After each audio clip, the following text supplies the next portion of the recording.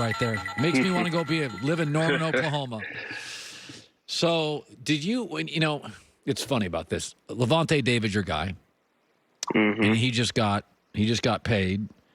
And you're a pro athlete that roots for other pro athletes. Like Dak got a big contract. And I asked Michael Vick about an hour ago. I said, when you sign that big contract, is there ever any jealousy in the room? Now, Lavonte didn't sign that big of a contract, but you got a lot of money in that Tampa Bay locker room now, Gerald. And some guys aren't going to get theirs, and some guys going to get franchised. Do you worry at all about chemistry issues with that stuff? Nah, not when you got the right leader. And I believe that Tom proved that he is that. And when you win in anything, and it's a group effort, you grow together, you get closer.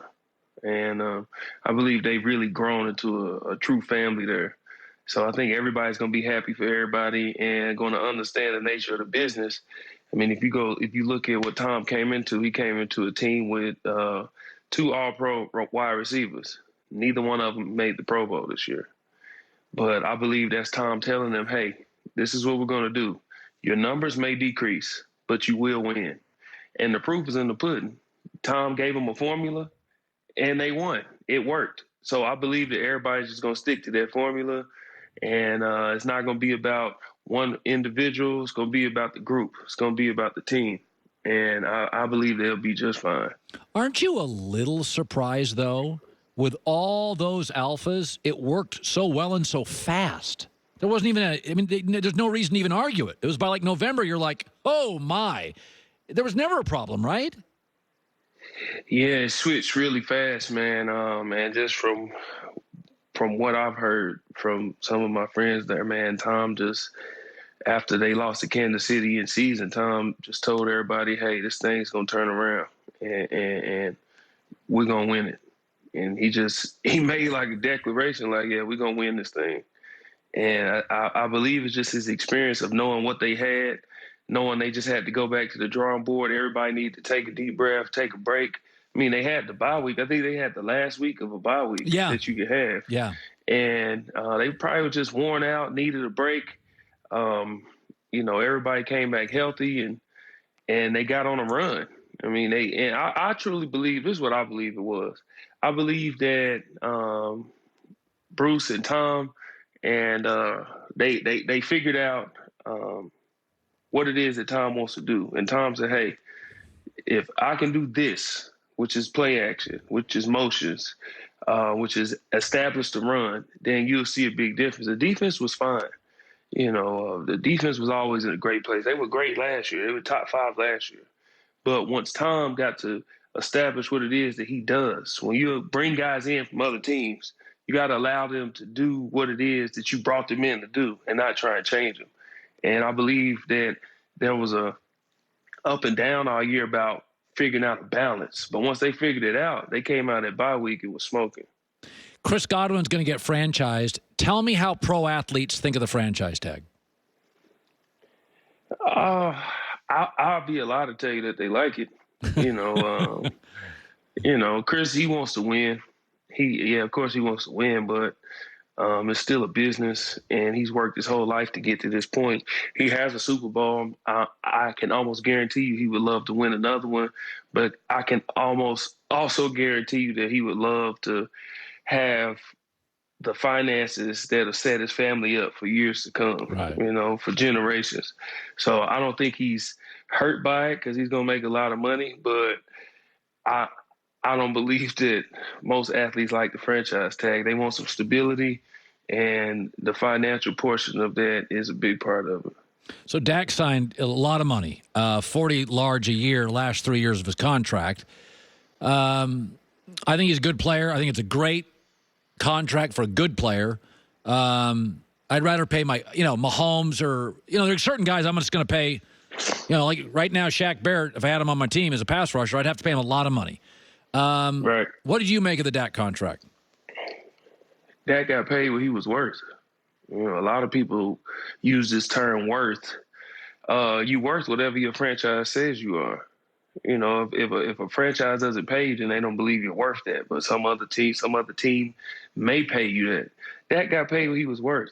That sometimes it's more than just the on the grass on game day for a team. And if you talk to any of those guys in the locker room, they'll tell you, man, they wouldn't want to follow anybody else. They had all these speculations about Russell Wilson coming in, or should they draft a guy, or should they? No, that's not the type of league we in now. I mean, I was listening to the show before, and you mentioned what Tampa's doing with loading up, and all these other teams, they're loading up, man. I mean, like you said, the Rams, they went and got Matthew Stafford. They went to the Super Bowl with Jared Goff, but they lost. So they said, you know what, we need to get Matthew Stafford. A franchise quarterback is hard to come by. Yeah. But a leader is even harder to come by. And I believe Dak got paid what he's worth. I'm happy for him. And I love to see great people win, man. Think about what Dak's been through over the last year. He lost his brother, okay? He was quiet for all that whole span. He had to go through the whole contract talk for all that time. And then he gets franchised, okay? He comes in the season. He's putting up historic numbers, and then he has a horrific injury. And now everybody's like, man, what's going to happen? And then the final day that he can get paid, he gets paid, and he gets historically paid. I just love to see great people win, and he deserves it. You said something really interesting, Gerald McCoy. You said it's not just about what you do on the grass. And right. And my dad told me that one time. My dad said years ago when I was a kid, I remember this. He said, most employment decisions will be made when you're not in the room. Be a good person. You're going to get hired or fired, and they're going to be raising their hands. You're not going to be in that room. And in your career, does being a quality teammate, is it 30% of it, 20% of it? Like, how important is it?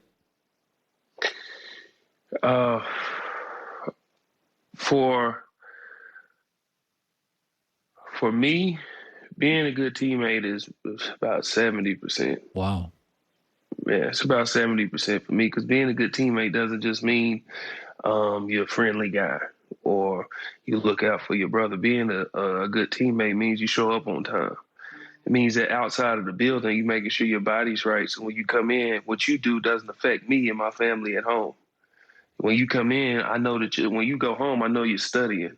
And when you come in, I know I don't have to worry about you when we step across those white lines on Sunday. So being a good teammate isn't always just, I can go sit in the locker and talk to him. Some people are quiet. Not everybody's talkers. Not everybody's a leader. And if you can't be a leader, be the best follower you can be. But let me be able to count on you to do your job. And in every aspect that is. Don't be out here causing trouble. Don't be doing this and doing that. Let you be, when we put this puzzle together, your piece, let it be solid. Sometimes you get puzzle pieces, they kind of bend a little bit. You got to make them fit. Right. Nah, be the puzzle piece that's solid. And that's what being a great teammate is to me. The other 30%, it'll take care of itself. You doing that. How come you and Lavonte David were so close? Why was he a great teammate to you? Well, me and Lavonte are brothers. So we hung out a lot off the field. And I just seen he was special from the jump. And talking to Sapp, he and Brooks said that that's what made them special, is that bond they had. And that's what allowed both of them to flourish. He knew he had a guy behind him that had his back, and Brooks knew he had a guy in front of him that had his back. You got to learn each other in that aspect. And I sat down and talked to Tay about that one day. And from that day forward, we just got closer and closer and closer until we became family, man. And he's my youngest son. He's his godfather. So I'm happy he got paid. He's in a great spot, man. And I understand people love Tom Brady, but I don't believe that defense would have been the same if Tay wasn't there. Me personally. Oh, you're right. That's just the type of leader he is. Yeah. I love having you on the show. You're always welcome. You can wear your Oklahoma stuff. I'm a USC guy. I'm not offended by it. You almost went to USC, I did. I did almost go to USC. But then you didn't. I didn't. We could have used a defensive tackle. Yeah. But I love my school. I always will. Should. It's the greatest school in the country. Should. Great school. Absolutely. Gerald McCoy. Good talking to you again, man. I love your thoughts. I love coming to see my family, man. My distant cousins. You enjoy. I like that. I like I like having another family. I got a lot of kids. I like having more people in my family. You got extra cousins though, Colin? I do now. I do now. Gerald, good seeing you. All right, thanks.